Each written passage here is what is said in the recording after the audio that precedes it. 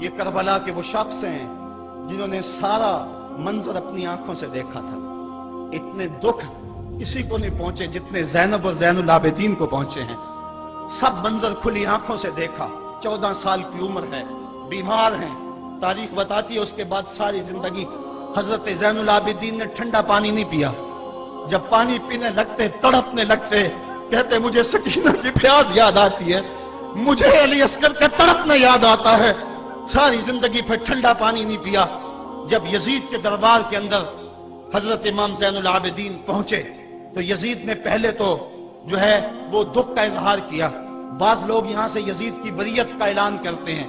یہاں کسی نے بڑی خوبصورت بات کہی کہ قاتل کی پشیمانی مقتول کی اہمیت کو تو بڑھا سکتی ہے لیکن اس کے دامن سے قتل کے داغ کو نہیں دھو سکتی. تو اس نے یہ سب کچھ کیا, یہ بس اس کے ٹسلے تھے جو وہ بہانے لگا. لیکن بعد میں اس نے حضرت امام حسین رضی اللہ تعالی عنہ کے دانتوں کے اوپر جو ہے وہ چھڑی مارنا شروع کر دی. تو حضرت ابو برزہ اسلمی صحابی رسول وہاں موجود تھے, وہ کھڑے ہو گئے, اٹھ گئے, بدن کانپتا ہے ان کا. کہنے لگے ظالم ارفع قدیبہ کا, یہاں اپنی چھڑی ہٹا لے. میں نے اپنی ان آنکھوں سے دیکھا ہے کہ کان رسول اللہ صلی اللہ علیہ وسلم یلسمہ, حضور نے ان ہونٹوں کو خود چوما ہے. تو یہ کہہ کہ آپ دربار سے نکل گئے اور روتے تھے اور آپ کے بدن پہ کپڑی بھی تاری تھی.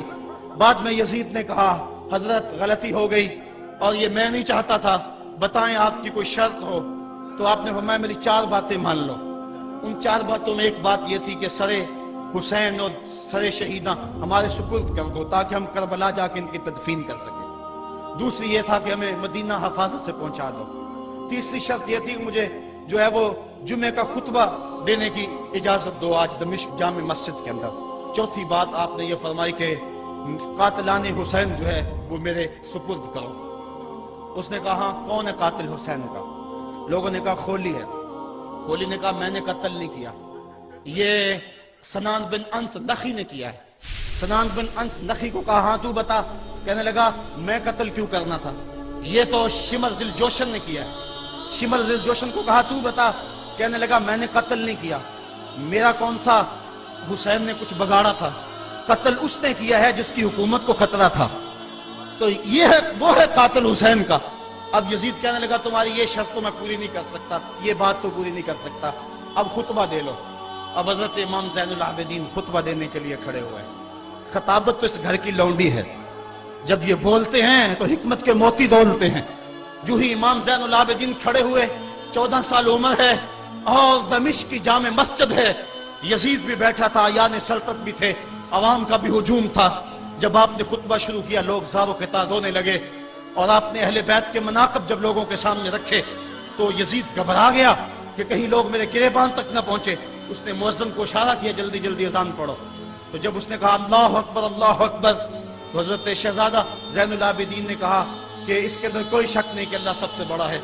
جب شہادتین کا کہا اشہد ان لا الہ الا اللہ, حضرت امام زین العابدین نے اس کے جواب کے اندر کہا ہاں ہاں اللہ کے علاوہ کوئی معبود نہیں ہے, اس کی گواہی ہم نے خون سے دی ہے, ہم نے اپنے لہو سے دی ہے اس کی گواہی.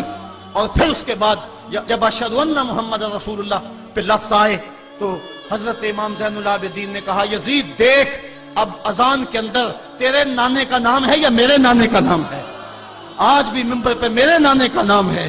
تو یزید مر گیا, اس کا نام مر گیا, اس کا تشخص مر گیا. حسین کل بھی زندہ تھا, حسین آج بھی زندہ ہے. حسین کربلا کے تپتے ہوئے ریگزار میں بھی زندہ تھا, کوفے کے بازار میں بھی زندہ تھا, اور دمشق کی جامع مسجد میں بھی زندہ تھا, مدینے میں بھی زندہ, مکے میں بھی زندہ, کابل میں بھی زندہ, کندھار میں بھی زندہ, قلعہ جنگی میں بھی زندہ, تورا بورا میں بھی زندہ, موصل میں بھی زندہ, بغداد میں بھی زندہ, غزہ کی پٹی میں بھی زندہ, فلسطین میں بھی زندہ. آج حسین کی زندگی اور حسین کا باقپن دنیا کو بتا رہا ہے, بش کو بتا رہا ہے تیرے منہ پہ تماچا حسین مارے گا. زمانہ بتائے گا کہ حسین کل بھی زندہ تھا, حسین آج بھی زندہ ہے. حسین کی فکر لے کے اٹھو اور پوری دنیا پہ چھا جاؤ اور زمانے کو بتاؤ کہ ہم حسین ابن علی کے سپاہی ہیں. صرف محرم کے دن آنسو بہا لینے سے کچھ نہیں ہوگا. کیا صرف محرم حسین کا مہینہ ہے؟ نہیں, سب پورا سال حسین کا ہے, پوری زندگی حسین کی ہے, پورے زمانے حسین کے ہیں. یہ صرف عاشور کا دن یا عاشور کی شب ہی حسین کی نہیں، سارے زمانے حسین کے ہیں۔ کل بھی حسین کا تھا، آج بھی حسین